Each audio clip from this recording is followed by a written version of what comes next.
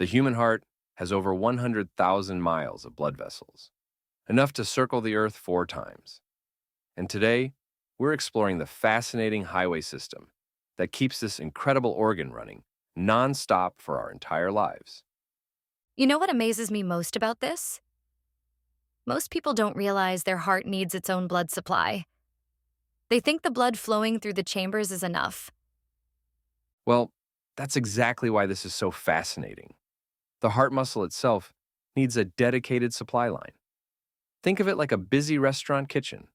You can't just eat the food you're preparing for customers. So let's map out these cardiac roadways, starting with the right coronary artery. It's like the main highway on the right side, isn't it? Let me paint this picture. The right coronary artery, or RCA, runs along what's called the atrioventricular groove. It's following the natural boundary between chambers. And here's what's wild. It supplies blood to about 85% of people's AV nodes, which control the heart's electrical system. Hmm. And that electrical system connection explains why problems with the RCA can cause such specific symptoms, right? Exactly. When the RCA gets blocked, you're not just dealing with muscle damage, you're potentially disrupting the heart's entire electrical system. It's like cutting power to both a city's main grid and its backup generators at the same time. Well, that helps explain why medical teams prepare differently for these types of heart attacks. They know they might need to deal with electrical problems too. And speaking of preparation, let's talk about what I consider the most impressive piece of biological engineering: the left main coronary artery. It's like the power station for the heart's primary pumping chamber. Oh, you mean where it splits into those two major vessels? That's where things get really interesting. Right.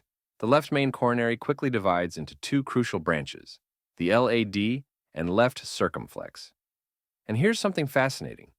The LAD has earned the nickname Widowmaker because it supplies such a critical area of the heart. When it's blocked, it's like losing power to your city's main water pumping station. That's terrifying. And I imagine this is why medical professionals take any signs of LAD problems so seriously? Absolutely. And let me share something most people don't know. Over time, the heart can develop small backup vessels called collaterals. It's like the body's version of building emergency access roads. Regular exercise can stimulate the growth of these backup pathways. You know what we haven't touched on yet? The fascinating concept of coronary dominance. The way these vessels are arranged differently in different people.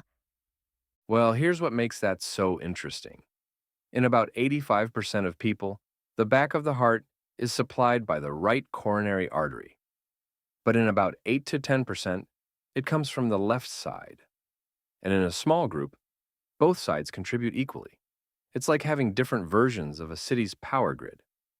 That variation must create some unique challenges for medical treatment, doesn't it? Oh, you better believe it. And here's why that matters. If someone has left dominant circulation and develops a blockage in their left circumflex artery, they're at risk for much more extensive damage than someone with right dominant circulation. Think of it like having all your power lines running through one corridor.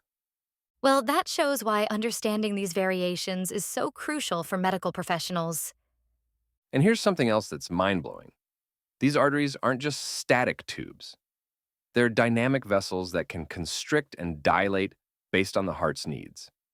When you exercise, these vessels can dilate to increase blood flow up to 4 times the normal amount.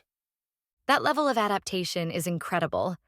It's like having a smart traffic system that can instantly adjust to changing conditions. And what's even more remarkable is how this entire system develops before we're born. The coronary arteries start forming very early in fetal development, and they have to grow and adapt as the heart grows. It's like watching a city's infrastructure develop alongside its population. That developmental aspect shows why early life factors can have such long-lasting effects on heart health. Let me wrap this up with one final thought about this amazing system. The coronary arteries are equipped with special sensors that help regulate blood flow and pressure. These sensors can detect changes in oxygen levels and other factors, allowing the system to adjust blood flow as needed. It's truly one of nature's most sophisticated designs. That's such a perfect way to end our exploration of the heart's highway system. It shows how every part of our body is designed with incredible precision and purpose. Thanks, everyone, for joining us on this journey through the heart's arterial system. Remember, while this is fascinating to learn about, always consult with healthcare professionals for any specific medical concerns. They're the true experts in navigating these cardiac highways.